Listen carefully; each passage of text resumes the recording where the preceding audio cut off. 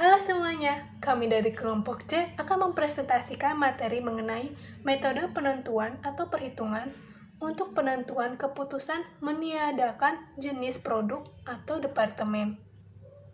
Sebelum kami menjelaskan lebih jauh mengenai materi tersebut, izinkan saya untuk memperkenalkan anggota dari kelompok C. Pertama, ada Ameliatul Nur Hikmah, yang akan membahas mengenai informasi akuntansi diferensial dan biaya relevan. Selanjutnya ada Vanessa, ia akan membahas mengenai konsep biaya relevan untuk konsep pengambilan keputusan dan perbedaan biaya penuh dengan biaya diferensial.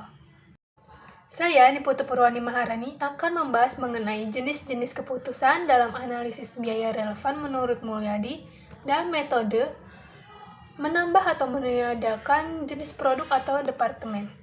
Terakhir ada Muhammad Hadis akan membahas mengenai metode menambah jenis produk atau departemen. Yuk langsung saja kita mulai presentasinya. Di sini saya akan membahas tentang apa sih informasi akuntansi diferensial itu. Jadi, informasi akuntansi diferensial yaitu tafsiran perbedaan aktiva, pendapatan, dan biaya dalam alternatif tindakan tertentu dibandingkan dengan alternatif tindakan yang lain.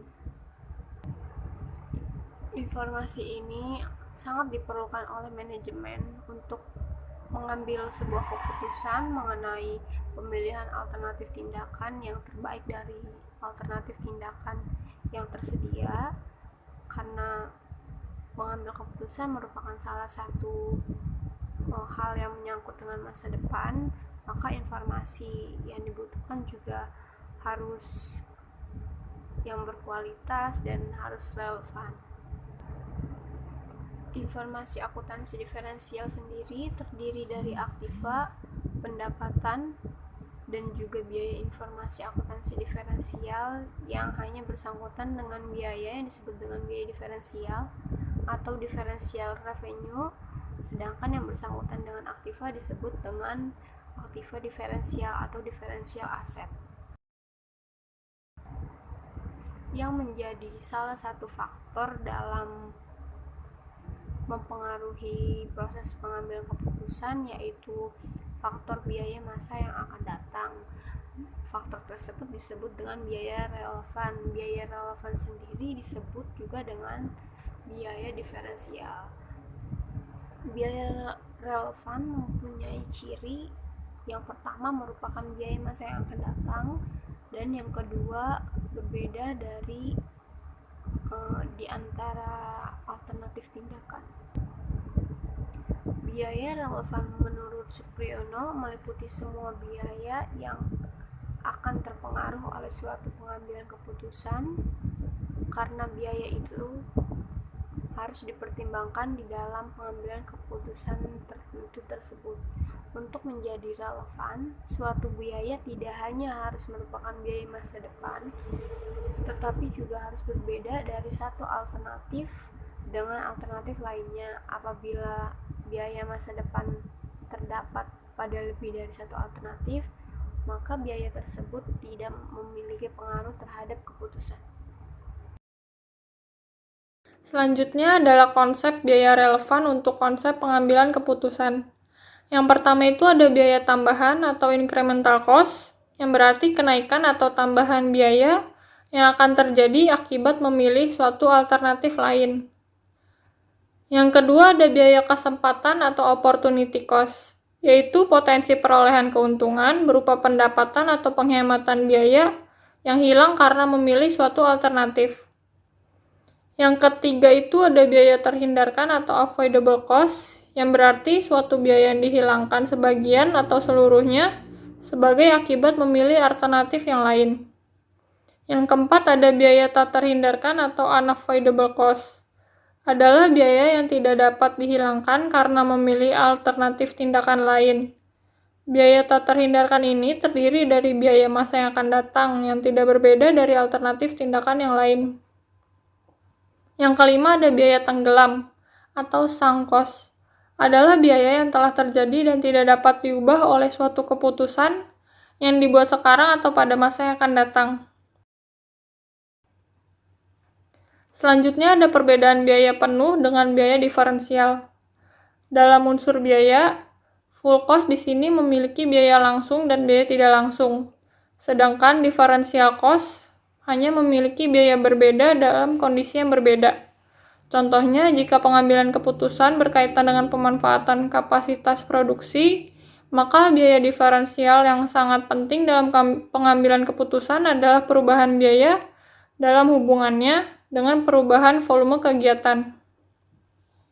Selanjutnya, berdasarkan sumber informasi, full cost memiliki catatan akuntansi reguler perusahaan, sedangkan differential cost merancang sistem akuntansi yang dapat memisahkan biaya menurut perilakunya dan memisahkan biaya menurut hubungan biaya dengan cost objektif sehingga memudahkan penaksiran biaya diferensial sesuai dengan masalah yang dihadapi oleh pengambil keputusan.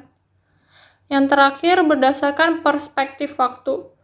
Dari full cost dilihat dari masa lalu dan masa yang akan datang.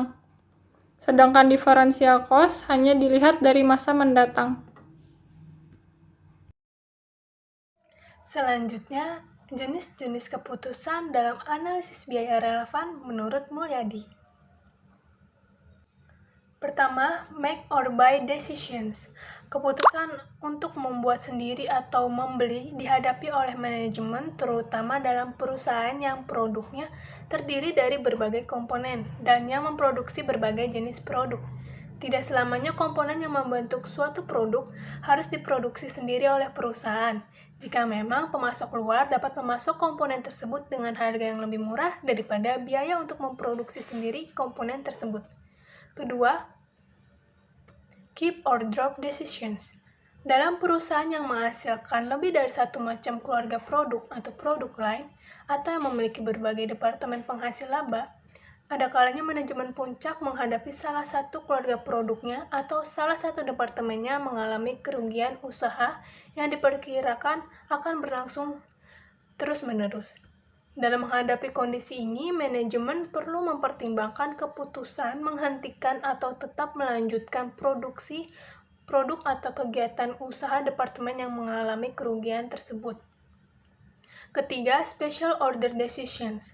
Pada umumnya, perusahaan membangun pabriknya dengan kapasitas yang mampu memenuhi permintaan pasar tertinggi beberapa tahun yang akan datang.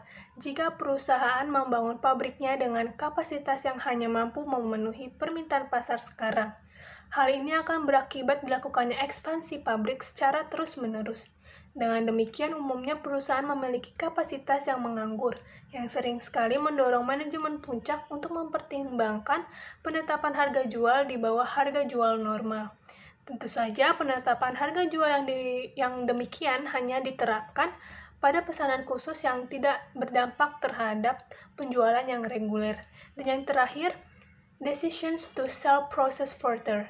Ada kalanya manajemen puncak dihadapkan pada pilihan menjual produk tertentu pada kondisi sekarang atau memprosesnya lebih lanjut menjadi produk lain yang lebih tinggi harga jualnya. Dalam pengambilan keputusan semacam ini, informasi akuntansi diferensial yang diperlukan oleh manajemen adalah pendapatan diferensial dengan biaya diferensial jika alternatif memproses lebih lanjut dipilih. Selanjutnya, metode menambah atau meniadakan jenis produk atau departemen. A. Meniadakan jenis produk atau departemen. Jadi pada umumnya, pengambilan keputusan untuk meniadakan jenis produk atau departemen ini timbul karena jenis produk atau departemen yang bersangkutan menderita kerugian secara terus-menerus. Dalam hal ini, manajemen harus mempertimbangkan pendapatan diferensial dan biaya diferensial. Jadi ada beberapa jenis biaya yang harus dipertimbangkan dalam meniadakan jenis produk atau departemen. Antara lain, yang pertama ada biaya terhindarkan atau avoidable cost, yaitu biaya-biaya yang tidak akan terjadi jika suatu jenis produk atau departemen ditiadakan. Yang kedua, ada biaya tak terhindarkan atau unavoidable cost, yaitu biaya-biaya yang tetap akan terjadi walaupun suatu jenis produk atau departemen ditiadakan. Yang terakhir ada biaya kesempatan atau opportunity cost, yaitu potensi perolehan keuntungan berupa pendapatan maupun penghematan biaya yang hilang karena memilih suatu alternatif. Berikut ini ada contoh soal mengenai metode meniadakan jenis produk atau departemen. Suatu departemen store memiliki 3 departemen utama. Ada departemen makanan, departemen pakaian, dan departemen elektronik. Pada departemen pakaian, selama beberapa tahun terakhir mengalami kerugian, sehingga manajemen mempertimbangkan untuk menutup departemen pakaian.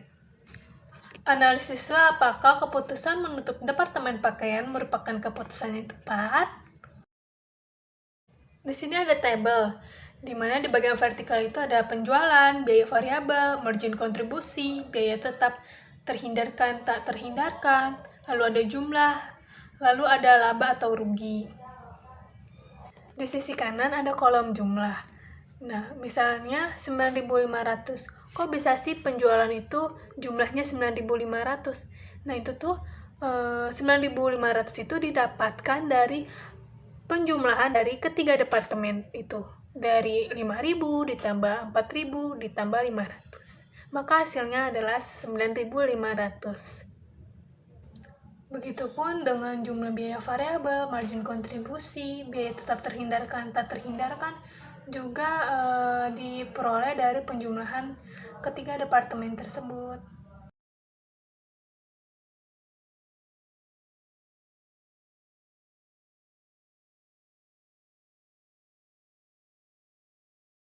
Pada jumlah bagian bawah,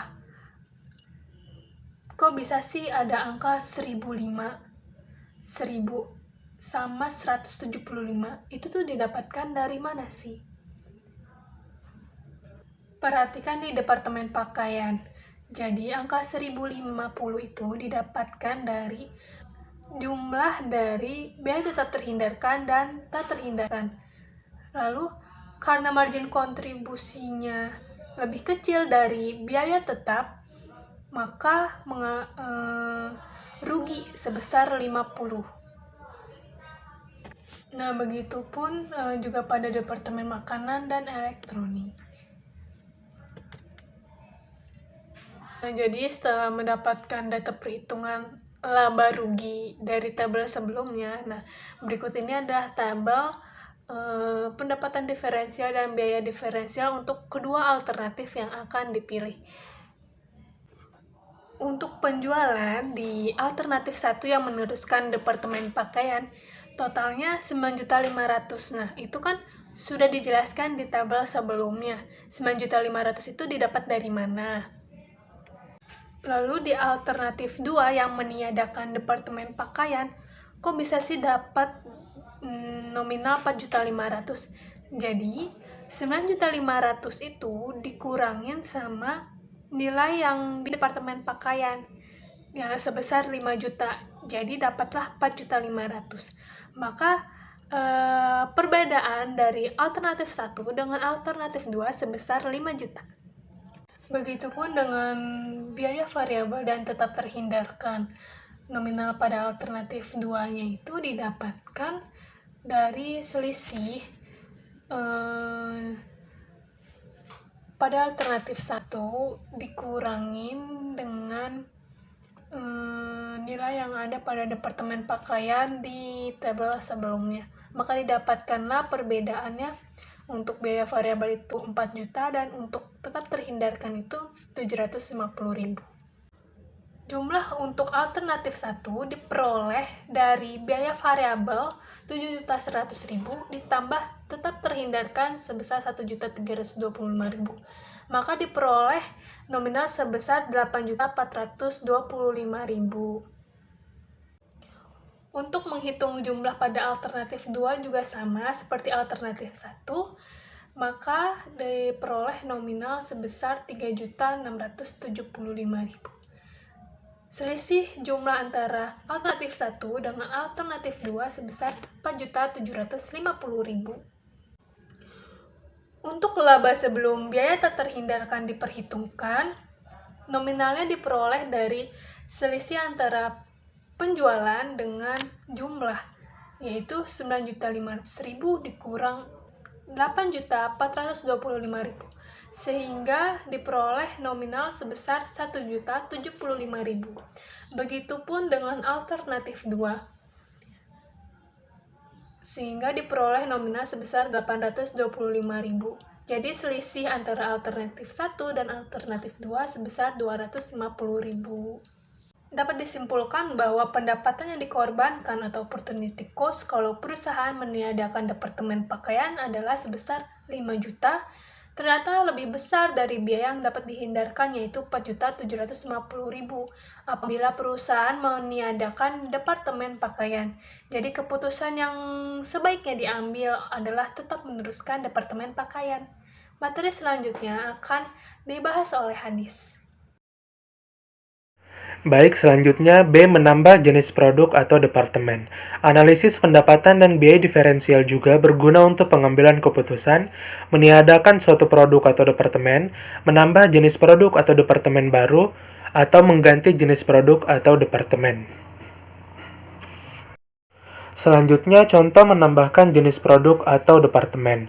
Menggunakan contoh sebelumnya dengan alternatif menambah departemen kosmetik dengan informasi taksiran penjualannya sebesar 3 juta, biaya variabelnya sebesar 2.100.000, dan biaya tetap terhindarkan sebesar 350.000.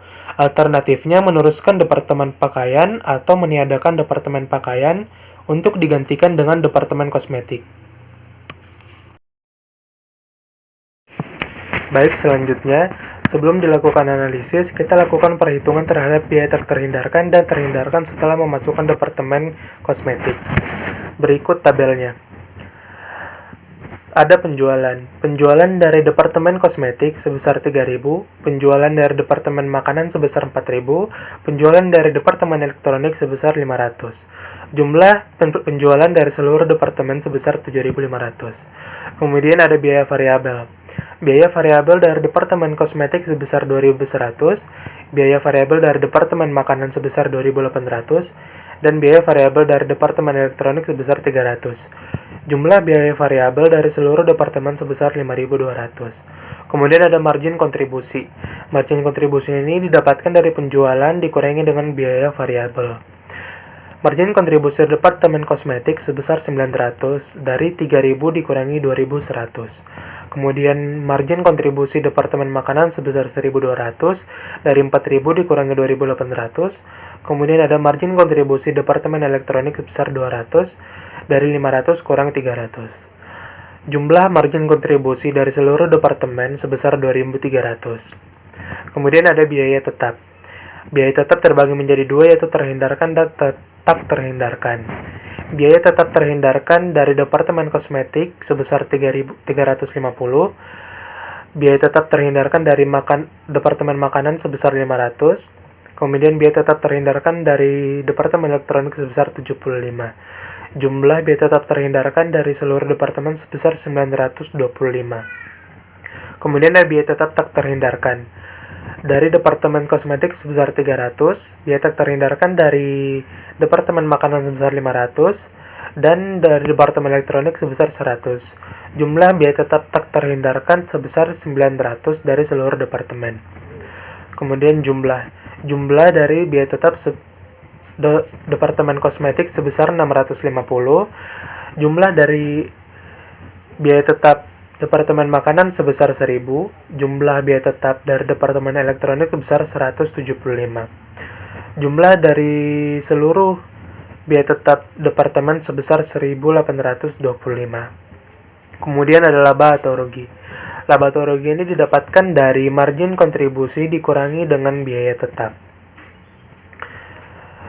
Laba atau rugi departemen kosmetik sebesar 250. Didapatkan dari 900 kurangi 650, hasilnya 250 yang berarti laba. Kemudian ada dari departemen makanan, margin kontribusinya sebesar 1.200 dikurangi dengan jumlah biaya tetap 1.000, hasilnya 200 yang berarti laba. Kemudian ada elektronik, margin kontribusinya 200 dikurangi dengan biaya tetapnya 175, hasilnya 25 yang berarti laba. Jumlah laba dari seluruh departemen sebesar 475. 475 ini didapatkan dari jumlah margin kontribusi seluruh departemen sebesar 2.300 dikurangi dengan jumlah dari biaya tetap seluruh departemen sebesar 1.825. Hasilnya 475.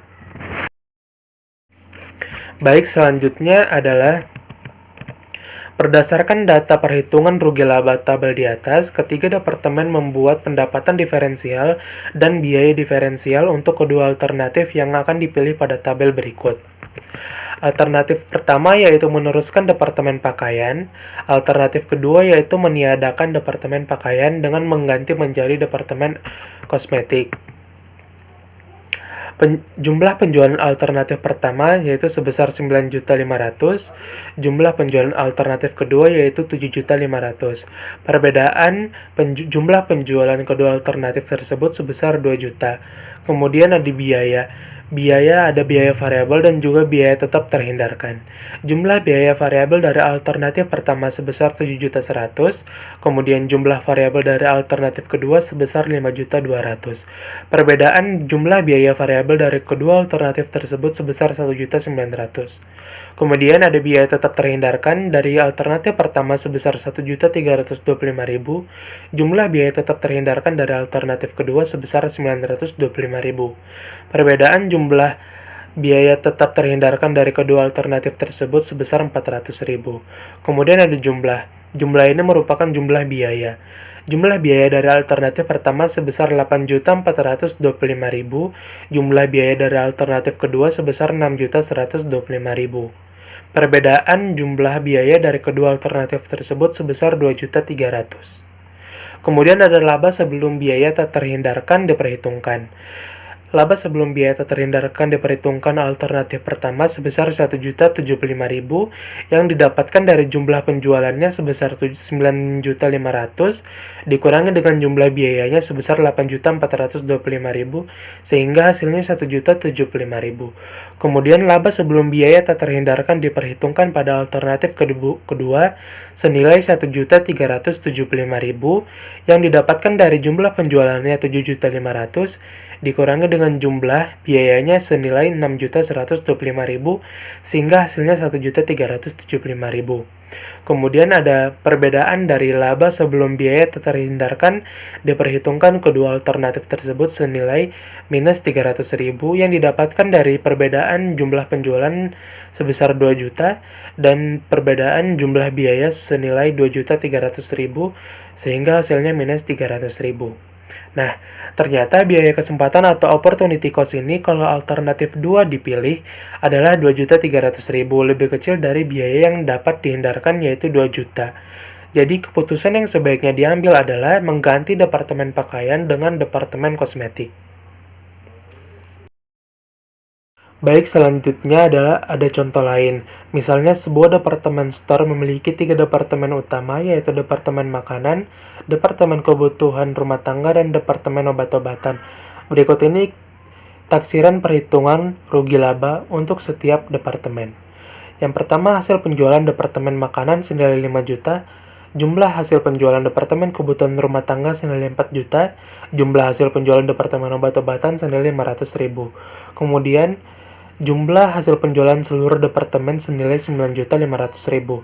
Kemudian ada biaya variabel dari departemen makanan senilai 4 juta, biaya variabel dari departemen kebutuhan rumah tangga senilai 2.800.000, biaya variabel dari departemen obat-obatan senilai 300.000. Jumlah biaya variabel dari seluruh departemen senilai 7.100.000. Kemudian ada margin kontribusi. Margin kontribusi ini didapatkan dari hasil penjualan dikurangi biaya variabel. Margin kontribusi departemen makanan senilai 1 juta, margin kontribusi departemen kebutuhan rumah tangga senilai 1.200.000, kemudian margin kontribusi departemen obat-obatan senilai 200. Jumlah margin kontribusi seluruh departemen senilai 2.400.000. Kemudian ada biaya tetap terhindarkan dan biaya tetap tak terhindarkan. Jumlah biaya tetap terhindarkan dari departemen makanan senilai 750.000, jumlah biaya tetap terhindarkan dari departemen kebutuhan rumah tangga senilai 500.000, jumlah biaya tetap terhindarkan dari departemen obat-obatan senilai 75.000. Jumlah biaya tetap terhindarkan dari keseluruhan departemen sebesar 1.325.000. Kemudian ada biaya tetap tak terhindarkan dari Departemen Makanan senilai 300.000, biaya tetap tak terhindarkan dari Departemen Kebutuhan Rumah Tangga senilai 500.000, kemudian biaya tetap tak terhindarkan dari Departemen Obat-obatan senilai 100.000. Jumlah biaya tetap tak terhindarkan dari seluruh departemen adalah 900.000. Kemudian ada jumlah ini merupakan jumlah dari biaya tetap. Jumlah biaya tetap dari Departemen Makanan senilai 1.050.000 yang didapatkan dari 750.000 ditambah dengan 300.000. Kemudian jumlah biaya tetap Departemen Kebutuhan Rumah Tangga adalah 1 juta dan jumlah biaya tetap dari Departemen Obat-obatan adalah 175.000. Jumlah biaya tetap dari seluruh departemen merupakan 2.225.000. Kemudian laba atau rugi. Laba atau rugi ini didapatkan dari margin kontribusi dikurangi dengan jumlah biaya tetap. Laba atau rugi Departemen Makanan yaitu minus 50.000 merupakan rugi yang didapat dari margin kontribusinya 1 juta dikurangi dengan jumlah biaya tetapnya 1.050.000. Hasilnya minus 50.000. Kemudian laba atau rugi Departemen Kebutuhan Rumah Tangga senilai 200.000 yang didapatkan dari margin kontribusinya 1.200.000 dikurangi dengan jumlah biaya tetapnya 1 juta hasilnya 200.000. Kemudian laba atau rugi Departemen Obat-obatan senilai 25.000 yang didapat dari margin kontribusinya 200.000 dikurangi dengan jumlah biaya tetapnya 175.000. Jumlah dari keseluruhan laba rugi departemen senilai 175.000. Kemudian ada analisis pendapatan diferensial dan biaya diferensial. Nah, di sini ada alternatif pertama dan alternatif kedua. Alternatif pertama yaitu meneruskan Departemen Makanan, alternatif kedua yaitu meniadakan Departemen Makanan. Hasil penjualan alternatif pertama senilai 9.500.000. Kemudian hasil penjualan alternatif kedua senilai 4.500.000. Perbedaan hasil penjualan kedua alternatif tersebut sebesar 5 juta. Kemudian ada biaya variabel dan biaya tetap terhindarkan. Biaya variabel dari alternatif pertama senilai 7.100.000, biaya variabel dari alternatif kedua senilai 3.100.000, perbedaan biaya variabel kedua alternatif tersebut senilai 4 juta. Kemudian ada biaya tetap terhindarkan, alternatif pertama senilai 1.325.000 dan biaya tetap terhindarkan dari alternatif kedua senilai 575.000. Perbedaan biaya tetap terhindarkan dari kedua alternatif tersebut senilai 750.000. Jumlah di sini merupakan jumlah biaya. Jumlah biaya dari alternatif pertama senilai 8.425.000 yang didapatkan dari 7.100.000 ditambah 1.325.000. Kemudian jumlah biaya alternatif kedua senilai 3.675.000 yang didapatkan dari 3.100.000 ditambah dengan 575.000. Perbedaan jumlah biaya dari kedua alternatif tersebut senilai 4.750.000. Kemudian ada laba sebelum biaya tak terhindarkan diperhitungkan. Nah, laba sebelum biaya tak terhindarkan diperhitungkan pada alternatif pertama senilai 1.075.000 yang didapatkan dari hasil penjualan dikurangi dengan jumlah biaya, yaitu 9.500.000 dikurangi 8.425.000 yang hasilnya 1.075.000. Kemudian laba sebelum biaya tak terhindarkan diperhitungkan pada alternatif kedua senilai 825.000 yang didapatkan dari hasil penjualannya senilai 4.500.000 dikurangi dengan jumlah biayanya 3.675.000 yang hasilnya 825.000. Perbedaan laba sebelum biaya tak terhindarkan diperhitungkan pada kedua alternatif tersebut senilai 250.000. Baik, selanjutnya analisis. Analisis yang pertama, pendapatan yang dikorbankan apabila perusahaan meniadakan Departemen Makanan yaitu sebesar 5 juta rupiah, lebih besar daripada biaya yang dapat dihindarkan yakni sebesar 4.750.000 rupiah. Nah, pada analisis kedua, pada tabel perhitungan, jumlah biaya kesempatan atau opportunity cost adalah sebesar 5 juta rupiah apabila perusahaan memilih untuk meniadakan Departemen Makanan. Sekian yang dapat kami sampaikan, kurang lebihnya mohon maaf. Terima kasih atas perhatiannya.